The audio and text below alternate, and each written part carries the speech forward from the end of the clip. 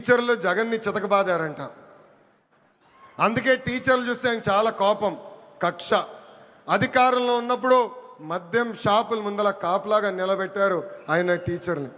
ఏకంగా మనం డిఎస్సి విడుదల చేస్తే 226 కేసులు ఆ డిఎస్సి పైన వేశారు. ఎవరు ఊహించిన విధంగా 150 రోజుల్లో 16,347 పోస్టులు భర్తీ చేసిన ఘనత మన ఎన్డీఏ ప్రభుత్వాన్ని. నిన్న ప్రెస్ మీట్ నేను చూసా. జగన్ నన్ను ప్రశ్నించట్లేదు, గౌరవ ముఖ్యమంత్రి చంద్రబాబు నాయుడు గారిని ప్రశ్నించట్లేదు, ఆంధ్ర రాష్ట్ర ప్రభుత్వాన్ని ప్రశ్నించట్లేదు. రాజ్యాంగం రాసిన అంబేద్కర్ గారిని ప్రశ్నిస్తున్నారు, రిజర్వేషన్ని ప్రశ్నిస్తున్నారు, రాజ్యాంగాన్ని ప్రశ్నిస్తున్నారు. అందుకే ఈ సభాముఖంగా జగన్కి నేను హెచ్చరిక జారీ చేస్తున్నా. మీరు ఎన్ని జన్మలు ఎత్తినా డిఎస్సి పూర్తి చేసి ఇచ్చిన హామీ నిలబెట్టుకున్న ఘనత మాది.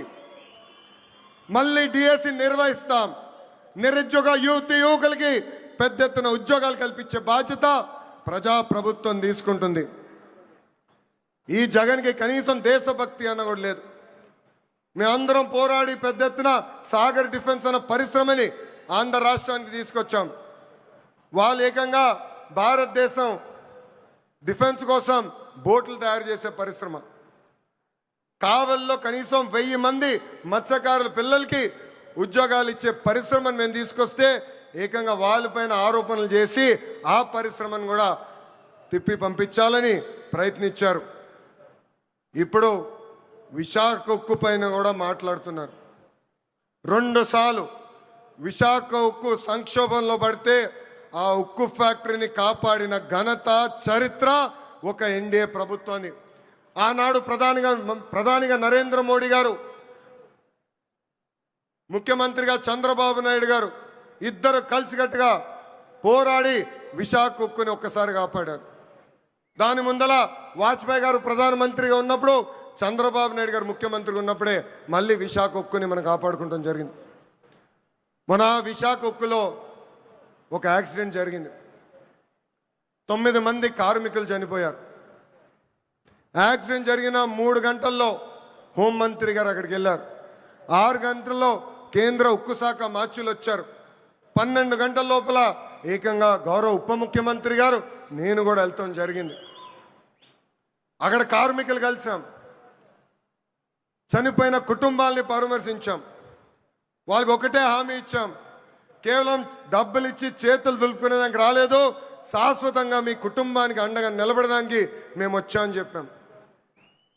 ఫుల్ టైం ఎంప్లాయీస్కి ఇప్పుడు ఏకంగా 2 కోట్ల రూపాయలు ఆ కుటుంబాలకి ఆదుకుంటాం జరిగింది. కాంట్రాక్ట్ ఉద్యోగస్తులు ఎవరైతే చనిపోయారో ఆ కుటుంబానికి 1 కోటి రూపాయలు ఇచ్చి ఈరోజు ఎన్డీఏ ప్రభుత్వం ఆదుకుంటుంది. ఇన్ని చేస్తున్నా అక్కడికి వెళ్ళి మా పైన ఆరోపణలు చేసి ఇచ్చే 2 కోట్లు వద్దు, 1 కోటి రూపాయలే ఇవ్వండి అని చెప్పే పరిస్థితికి వచ్చాడు పులివెందల శాసన సభ్యుడు. ఇది ప్రజలందరూ గుర్తుపెట్టుకోవాలని ఈ సభాముఖంగా కోరుతున్నాం. ప్రపంచంలో మనం ఎక్కడికి వెళ్ళినా భారతదేశ వైపు అందరు చూస్తున్నారంటే దానికి కారణం మన నమో గౌరవ ప్రధానమంత్రి శ్రీ నరేంద్ర మోడీ గారు. మొన్నే రష్యాకి వెళ్ళా, వాళ్ళందరూ ఆశ్చర్యపోయారు. ఇంత సమర్థవంతమైన నాయకత్వం భారతదేశానికి ఎలా వచ్చింది, పొలిటికల్ స్టెబిలిటీ భారతదేశానికి ఎలా వచ్చిందంటే కేవలం ఒక్క వ్యక్తి, అది మన నమో వల్లనే వచ్చిందని వాళ్ళు చెప్తాం జరిగింది. ఇతర రాష్ట్రాల్లో నమో అంటే నరేంద్ర మోడీ గారు, కానీ ఆంధ్ర రాష్ట్రంలో నమో అంటే నాయుడుజీ మోడీజీ గారి అద్భుతమైన జోడి. ఇతర రాష్ట్రాల్లో డబుల్ ఇంజన్ సర్కారు ఉంటే కేవలం ఆంధ్ర రాష్ట్రంలోనే డబుల్ ఇంజన్ బుల్లెట్ ట్రైన్ సర్కారు ఉంది. ఈరోజు ఈ డబుల్ ఇంజన్ బుల్లెట్ ట్రైన్ సర్కారు వల్లనే మనం విశాఖ ఉక్కుని కాపాడుకున్నాం. అమరావతి పోలవరానికి కావాల్సిన నిధులు తీసుకొచ్చాం. ఎప్పుడో రావాల్సిన ఏకంగా విశాఖ రైల్వే జోన్ని కూడా మనం తీసుకొస్తాం జరిగింది. ఇంతేకాదు ఫైటర్ జెట్ ఆమ్కా ప్రాజెక్ట్ని తీసుకొచ్చాం. త్వరలో కర్నూలులో కూడా హైకోర్టు బెంచ్ ఏర్పాటు చేసే బాధ్యత ఈ డబుల్ ఇంజిన్ బుల్లెట్ ట్రైన్ సర్కారు తీసుకుంటుందని ఈ సభాముఖంగా ప్రజలందరికీ తెలియజేస్తున్నాం. రాయలసీమగా మార్చిన ఘనత ఎన్డీఏది. 1,00,000 కోట్ల పెట్టుబడితో ఈరోజు మిషన్ రాయలసీమకి మనం శ్రీకారం చుడుతున్నాం. రాయల్ ఎన్ఫీల్డ్ వచ్చింది సీమకి.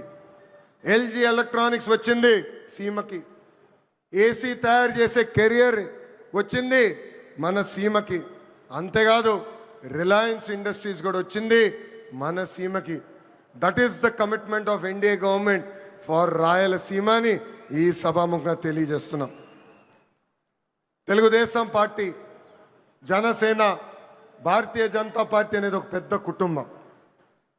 కుటుంబం అన్నప్పుడు చిన్న చిన్న సమస్యలు రావచ్చు.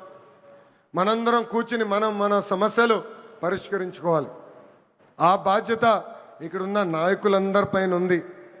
కూటమి ధర్మాన్ని అందరం కలిసికట్టుగా కాపాడుకోవాలి. అహంకారం మనకు వద్దు. అహంకారం వస్తే ఏమవుతుందో మనందరం చూసాం. 151 స్థానాలు 11 అయినాయి.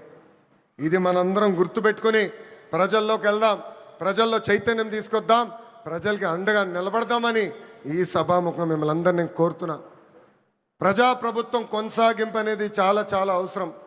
మనం చూసాం ఒక గుజరాత్, ఒక ఒరిస్సాలో వరుసగా ఒకే ప్రభుత్వ అధికారంలోకి వచ్చగల ఎంత అభివృద్ధి చెందినాయో. పెద్ద ఎత్తున పెట్టుబడులు వచ్చినాయి, పెద్ద ఎత్తున రోడ్లు వేసుకున్నారు, కరెంట్ ఛార్జీలు తగ్గించుకున్నారు, ముందరికెళ్ళారు.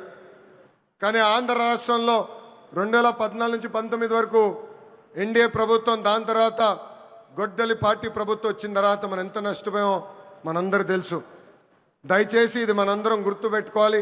ప్రభుత్వం కొనసాగింపు అనేది ఎందుకు అవసరమో ప్రజలందరి దగ్గరికి వెళ్ళి చెప్పాలని ఇక్కడున్న కార్యకర్తలందరినీ నేను కోరుకుంటున్నాను.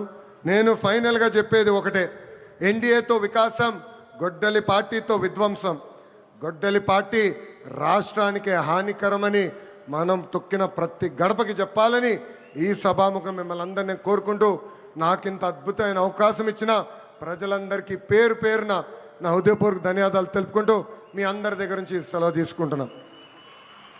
చంద్రబాబు నాయుడు గారి నాయకత్వం, చంద్రబాబు నాయుడు గారి నాయకత్వం, పవన్ అన్న నాయకత్వం, పవన్ అన్న నాయకత్వం, నరేంద్ర మోడీ గారి నాయకత్వం, నరేంద్ర మోడీ గారి నాయకత్వం. జోహార్ అన్న ఎన్టీఆర్, జోహార్ అన్న ఎన్టీఆర్. జై తెలుగుదేశం, జై తెలుగుదేశం, జై హింద్. అందరికీ నమస్కారం. యువత కలలను లక్ష్యాలుగా, లక్ష్యాల